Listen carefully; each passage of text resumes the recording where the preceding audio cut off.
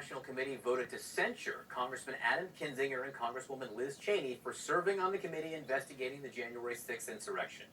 The censure resolution accused Cheney and Kinzinger of, quote, participating in a Democratic-led persecution of ordinary citizens, and this is key, engaged in legitimate political discourse. Joining me now is Republican Congressman Adam Kinzinger. He is a member of the January 6th committee. Congressman, thank you so much for being with us. You are a freshly censured congressman. How does that feel this morning? What is this, like my baker's dozen of censures now from between local parties and now the national? It feels great. Actually, it makes me pretty sad because I think it says a lot for the party and it says a lot to call January 6th legitimate political discourse, but, it's actually just made me even double down on my intensity to get to the bottom of this, because that's really frightening when, half of the country's party is focused on complete denial of truth. You say it says a lot about the party. What does it say?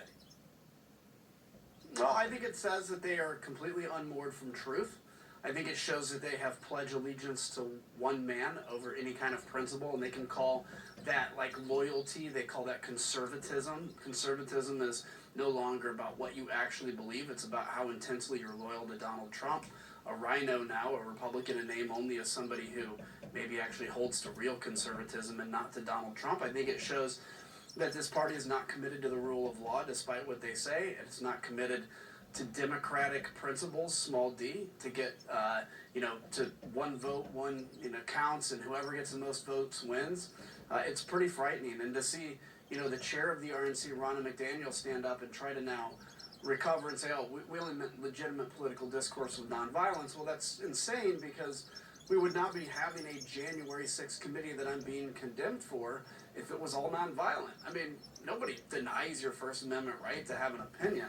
We do deny your ability to break, destroy, and try to overthrow an election.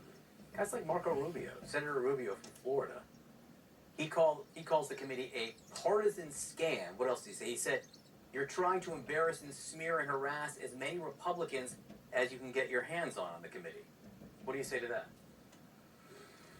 Look, I don't know what's happened to Marco. I mean, when he ran in 2016, I was a Jeb supporter and went to Marco after Jeb, because I look and I go, Marco was talking about a strong America.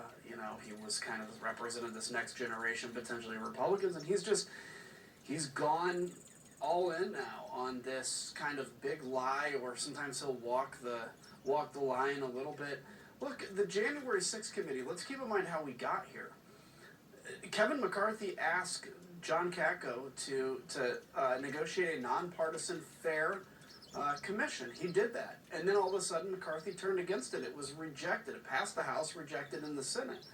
And then he put forward members to sit on this committee, of which some, had deep involvement in January 6th. One or two of those members were rejected, and Kevin pulled all his members out instead of naming two others.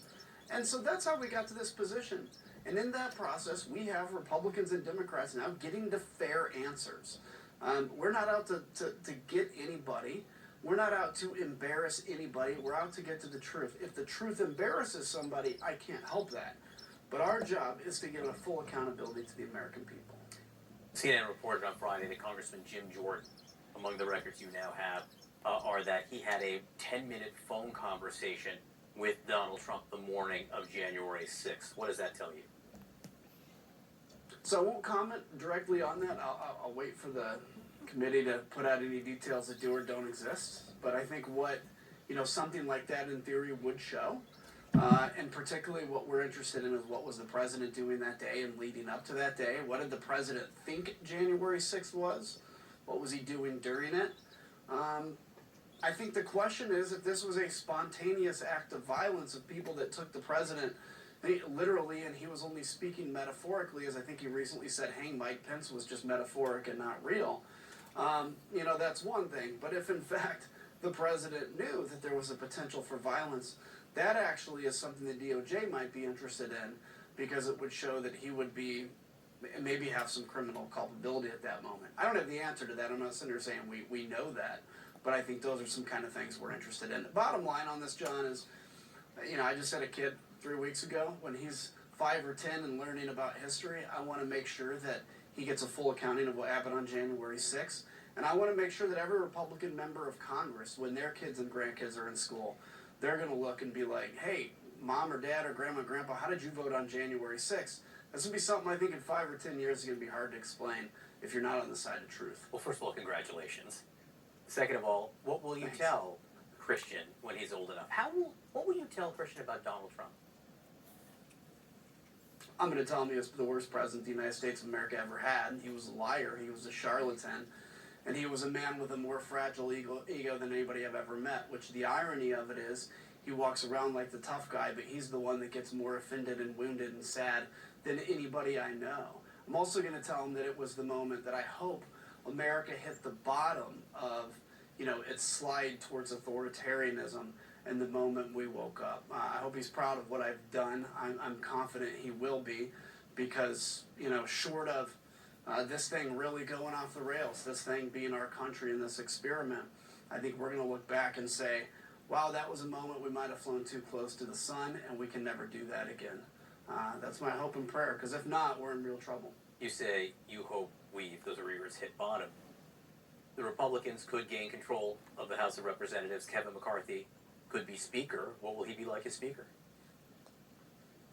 Well, I'll tell you what he will. He'll have a high cell phone bill because he'll be calling Marjorie Taylor Greene and, people like that to ask them what their opinion is and what he can and can't do.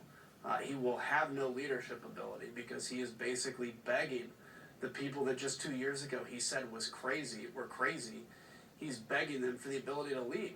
So I think it's going to be a miserable experience for him if he actually wins. I'm not convinced he will be Speaker. But if he is Speaker, I think it will end up being one of the most miserable things he's ever been through. So yeah, he'll have the title. But if he thinks there's a point at which he can kind of stand up and take back power from folks like Marjorie Taylor Greene and the crazy, I just don't see it's going to happen.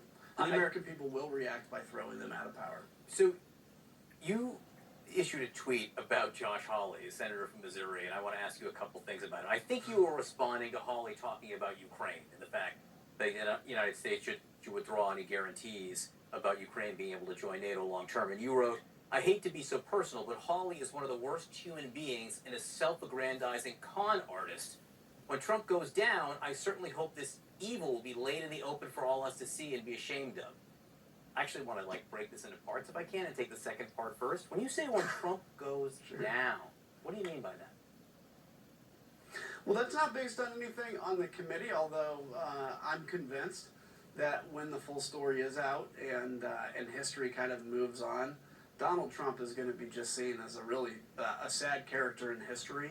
And I'm still confident that all this information is going to be out there for the American people. So I have a strong sense of confidence that all the lies, all the conspiracies, and all that garbage will be fully exposed for the American people to detest. And so I think Trump is going down. I don't know what form that's going to take, but I certainly don't think he's going to be the king of much more than Mar-a-Lago.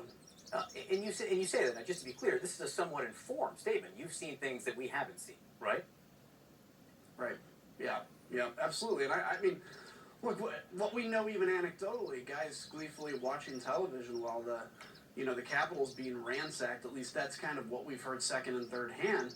I mean, that's no good president of the United States, and that's a man that, really doesn't have the best interests of the U.S. at heart. And I'll say, too, with Josh Hawley, let's keep in mind, and I try not to get so personal, but that was a moment in which he was parroting Tucker Carlson's talking points on Ukraine because he wants to get in the good graces of Tucker Carlson, Josh Hawley. And keep in mind, the whole reason January 6th went down, there was no senator that was going to, even Ted Cruz, for goodness sakes, no senator was going to object to these states on January 6th until Josh Hawley said something. And the second he did, then all these other senators jumped on board. But he was the very first. So if we pinpoint January 6th, if we pinpoint, all these lies, he is at the helm of it. And I don't mean to overplay his importance, because I don't think he's important, but I also look at that and go, he is endemic of what is wrong with this party. I just want to ask you very quickly, because I want you to leave with a smile on your face. How do you like being a dad? It's great. I don't get as much sleep, but it's awesome. I always thought, the baby stage would be tough, and I love the baby stage, so it's great. Well, don't expect any sleep in another 2 or 3 years, but good luck. Congressman Adam Kinzinger, thank you for Thanks. being with us this morning.